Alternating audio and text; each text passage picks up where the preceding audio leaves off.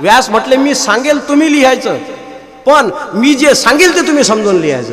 मग गणपती बाप्पा लिहिता लिहिता माथा गरम होता, खोपडी गरम होत होती गणपतीची, गणपतीचं अंग तापलं. आता काय करावं, नियमताई उठायचं कोणीच नाही. मग काय केलं, तिथं मातीत पाणी टाकलं आणि गणपतीच्या अंगाला लेप लावला.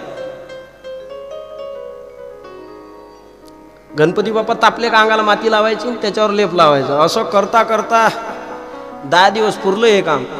10 दिवसात गणपती बाप्पाच्या अंगाला लागली होती माती. 10व्या दिवशी लिखाण पूर्ण झालं. गणपती बाप्पा उचलले आणि पाण्यात बुडवले. तेव्हापासून गणपती बसवण्याची प्रथा सुरू झाली. त्याचं मेन बेसिक कारण हे आहे, तो काय गणपतीचा जन्म नाही, गणपतीचा जन्म माघ महिन्याच्या चतुर्थीला आहे. माघ महिन्याच्या चतुर्थीला गणपती. मग हा बसवतात का, ते महाभारत लिहिलं त्यावेळेला गणपतीचं अंग तापलं होतं म्हणून त्याला पाण्यात टाकलं होतं. तेव्हापासून पद्धत आहे. पद्धत का लावली बुवा, गणपतीचे उपकार आहेत. मी काय बोललो हे या जगात अमर राहील का नाही मला माहित नाही, कोणी ग्रहण केलं तर राहील, पण ज्या वेळेला मी हे काही बोलेल ते जेव्हा लिखाण होईल तेव्हा यावत चंद्र दिवाकरो ते जगाच्या हिताचं ठरेल.